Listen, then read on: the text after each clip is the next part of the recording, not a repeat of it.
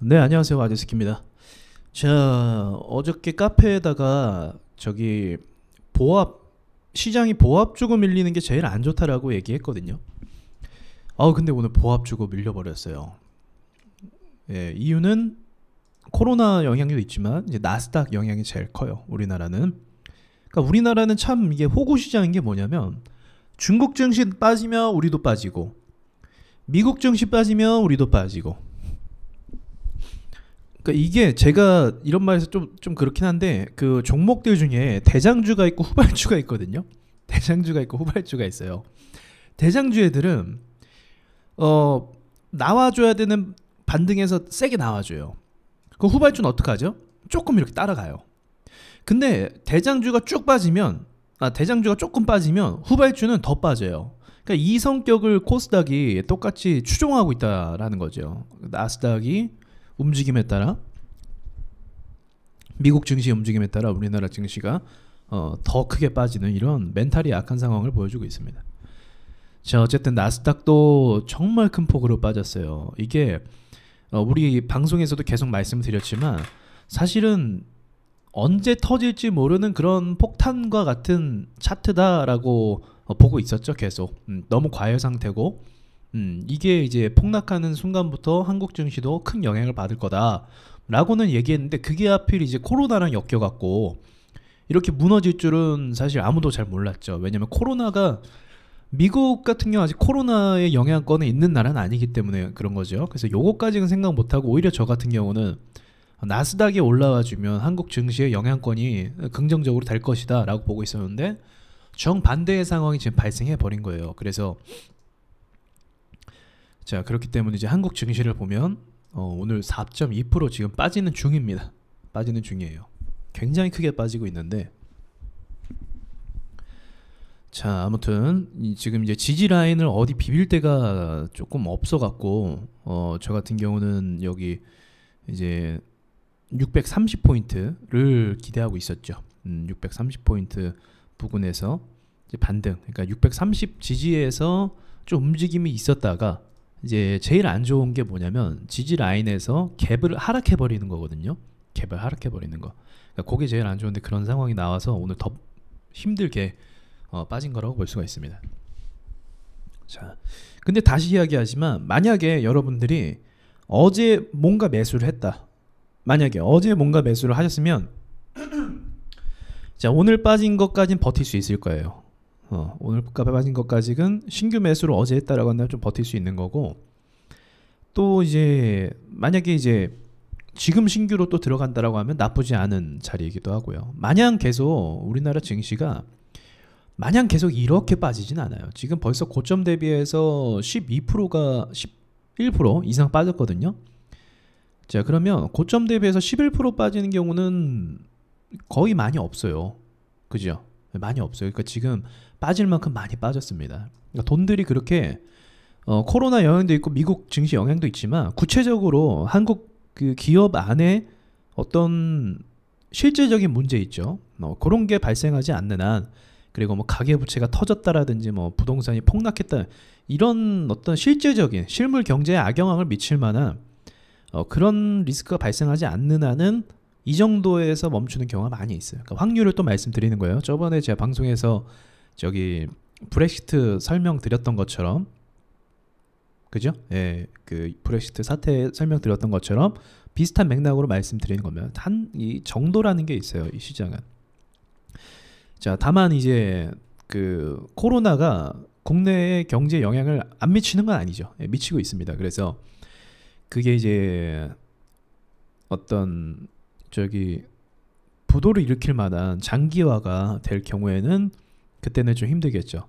근데 중요한 건 뭐냐면 이미 나스닥은 흔들렸다라는 거예요. 저는 이걸 사실은 지금 코로나로 빠지는 이 증시보다 지금 여러분 지금 벌어지는 상황 있죠. 이것도 심각하긴 한 거 맞지만 전 지금 이것보다 사실은 나스닥이 무너졌다라는 것에 더 큰 의미를 두고 있어요. 우리나라 증시의 어떤 장기적인 어떤 미래를 나타내는 그림이기도 하거든요.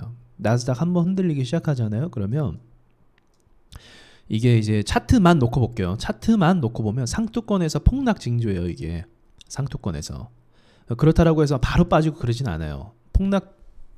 징조가 있고 나서 몇 개월 뒤에 더 크게 흔들리는 경우가 발생을 합니다.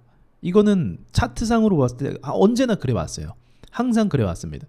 그래서 나스닥이 흔들리면 결국은 한국 증시고 물론이고 중국 증시까지도 다 영향을 받으면서 좋지 않은 그림으로 갈 가능성이 높아요. 근데 그건 당장은 저는 아니라고 보고 일단은 차트가 좀 숨고르게 하면서 반등을 좀 기대하고 있습니다. 그래서 반등이 나오고 나서 그 다음에 이제 또 전개되는 걸 보고 여러분들한테 좀 말씀을 드릴 수 있을 것 같아요. 지금은 드릴 말씀이 국내 코스피가 빠지는 그 정도가 굉장히 깊게 빠졌기 때문에 여기서부터는 이제 크게 더 빠지진 않고 추가적으로 조금 더 빠질 수 있긴 하거든요. 근데 엄청나게 또 폭락 이것보다는 이제부터는 좀 반등 시장으로 갈 가능성이 높겠다. 그렇다고 해서 이제 전고점까지 막 찌르냐 그거는 좀 지켜봐야 될 것 같고 일단 우리가 뭐 한 2100포인트 부근까지는 좀 힘을 주면서 올라오지 않을까. 그 다음이 또 중요해요. 그 다음 튕겼다가 이런 식으로 올라오거든요. 한 번에 올라오는 경우도 거의 없어요. 너무 그런 거 기대하지 마세요. 한 번에 올라오는 경우가 없고 여기처럼 이렇게 한번 튕겼다가 주저앉았다가 이런 식으로 올라오게 됩니다. 올라오게 되면 일반적인 경우는 여기도 주저앉았다가 튕겼다가 이렇게 올라오죠. 그러니까 요런 게 일반적이에요. 차트가 생각해 보세요. 코스피가 이렇게 올라온다고 생각해 보세요. 그런 모양이 없어요. 그죠? 떨어졌던 그 위치 여기까지 거의 없습니다. 근데 또 모르죠. 세력들이 마음 먹으면 할 수 있는 건데. 할 수 있는 건데. 저 같은 경우는 지금 개인 종목 우리 앞으로 총선도 있고 그리고 또 제가 말했던 테마 유망 테마주 그런 애들도 이 자본 규모가 적지 않기 때문에 제가 봤을 때는 지금 상황에서 반등장만 나오면 좀 회복을 해주지 않을까. 종목들이 상승으로 좀 단발성으로 가지 않을까 그런 생각을 합니다. 자 그러면 이제 이렇게 또 물어보는 분들이 있을 거예요. 아니 지금 뭐 미국 증시 폭락한다며 그럼 상승장으로 언제 가? 이렇게 물어보는 분들이 있거든요. 그럼 저는 제 기준으로 말씀드릴게요. 제 기준으로는 이렇게 차트 한번 흔들리고 나서 6개월 안을 봅니다. 6개월. 그래서 카페에다가 이제 3개월 정도로 일단 짧게 잡아놓고 6개월 안으로 봐요. 그래서 그러면은 6개월이면요 증시가 올라가는데 시간이 충분해요. 6개월 안에는 충분합니다. 증시가 이렇게 활황장으로 불타는 장으로 올라가잖아요. 그럼 이게 6개월이면 충분해요. 올라가는 시간이 3개월도 충분해요. 사실은 3개월도 바짝 올리면. 그래서 뭐 요런 거는 뭐 진행이 돼봐야 알 수 있는. 여기도 6개월이면 충분히 올라갔잖아요. 6개월 안에. 그죠? 6개월 안에 충분히 다 올라갔기 때문에 이건 뭐 상황이 돼봐야 아는 부분인데 어쨌든 지금 상황은 많이 밀린 만큼 밀렸다라고 말씀을 드릴 수가 있습니다. 그래서 어제 매수한 분들은 좀 오늘도 추가적으로 좀 매수하면서 대응하면 해보는 거죠. 그렇게. 왜냐면 어제 매수한 분들은 사실 그렇게 불리한 조건이 아니거든요. 불리한 조건이 아니에요. 이미 차트도 많이 밀린 상태에서 저평가 종목을 좀 주워 담은 상태이기 때문에 그렇게 불리하진 않아요. 그러니까 큰 흐름. 그러니까 여러분들은 이제 크게 고민이시겠죠. 앞으로도 계속 빠질 것이냐. 앞으로도 계속 빠질 것이냐. 일단은 코스닥, 코스피 아직은 우리 지지 라인이 남아 있어요. 그렇죠? 예, 저기 깨면은 이제 차트가 완전 무너졌기 때문에 그때는 저도 그러니까 여기 말하는 거예요. 여기 지지 라인.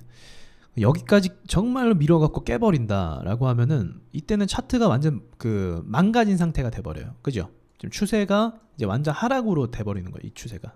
그래서 무너진 상태가 돼버리기 때문에 저런 상태에서는 상승하는 게 쉽지 않아서 그때부터는 좀 이제 스윙이나 이런 것도 자제를 해야 되는데 아직은 뭐 저 상황이 된 건 아니고 우리가 대응할 수 있는 영역이기 때문에 지금까지는 제가 이렇게 말씀을 드릴 수가 있는 거죠.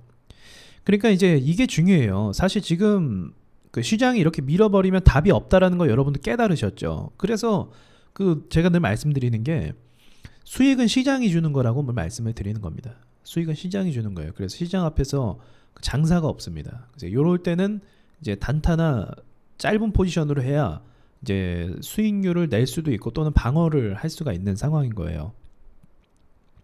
그러니까 이런 뭐 미국 시장 때문에 제가 늘 말씀드렸던 게 장기적으로 종목 가져가지 말라였죠. 장기적으로. 지금은 언제 박살날지 모르니까 미국 증시가 장기적으로 종목 보유하지 말라라고 계속적으로 말씀드렸던 겁니다.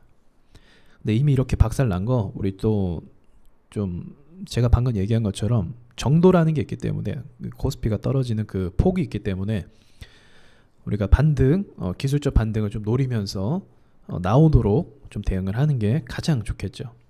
그죠? 예, 그래서 여러분들 좀 심리적으로 좀 많이 흔들리시고 지금 약간 아마 그 멘탈이 붕괴된 상태일 거예요. 이 정도 빠지면은 막 뭐랄까요, 해롱해롱되고. 저도 기분은 안 좋아요. 사실 시장이 저렇게 빠지면 기분 저도 안 좋아요. 네, 다 곡소리 내고 있는데 뭐 기분 웃고 있는 놈이 미친놈이죠. 그죠? 다 막 물려갖고 힘들어하고 있는데 혼자 웃고 있으면 얼마나 정신병자 같아요. 그죠? 그렇기 때문에 저도 기분은 좋진 않아요. 하지만 이럴 때일수록 좀 객관적으로 접근하면서 이 시장을 관찰하는 능력을 좀 길러야 돼요. 예, 손실을 두려워하는 게 아니라 내가 원칙을 지키지 못하는 것을 더 두려워해야 돼요. 이런 시장 앞에서는 내가 원칙을 지켜서 애초에 대응을 했다면 사실은 제가 늘 말씀드리는 것처럼 원칙을 지키면서 대응을 했다고 한다면 자 여기 2% 빠질 때 대응을 해서 비중을 이제 뺐을 거예요. 원칙대로. 그리고 이제 시장에서 지지 라인이니까 매수할 분들도 매수하고 아니면 쉴 사람 쉬고. 그럼 제가 뭐라고 했죠 그 전에? 이 시장이 좋아지려면 제가 방송에서 690포인트 얘기했고 원칙대로는 680포인트 뚫어놔야 된다고 말씀드렸잖아요. 2% 빠졌으면 2% 빠진 만큼 올라와 줘야 된다. 이때 매도 세력을 밟고 올라와 줘야 수급으로 가는 겁니다. 다시. 자, 이해가 되셨죠? 예, 요런 전개가 좀 이제 돼야 된다. 그리고 또 어제 3%가 빠졌으니까 오늘 또 추가타 빠지는 거고 이런 식으로 시장이 2% 이상 빠지면 추가타가 또 있어요. 추가타가. 그러니까 추가타가 한번 적용됐으니까 또 이제 반등을 우리는 또 기다리는 입장이 된 거겠죠.